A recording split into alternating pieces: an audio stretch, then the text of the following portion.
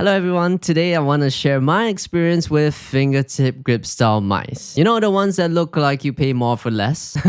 I think this video is important to share because in the coming year, I believe that we will see quite a lot of this style of mice and it has been becoming more popular. So this video is for people who are new to this kind of mouse, and this video should help them manage their expectations and hopefully help them to enjoy the experience even more. First, I gotta say that I think these mice are very fun to use because to me, as someone who mains the palm and relaxed claw grip on a full-size mouse, using a fingertip style mouse like this, the Fenrir ASIM for example, feels like a wildly different physical experience for gaming, and I do appreciate it. It keeps things interesting because I play the same games over and over again, and using something radically different breathes life into the gaming experience, which can be mundane and repetitive at times. So I'm gonna talk about my experience, the pros and cons, and share some advice for people who are new to this and thinking about getting fingertip specific mice like this one.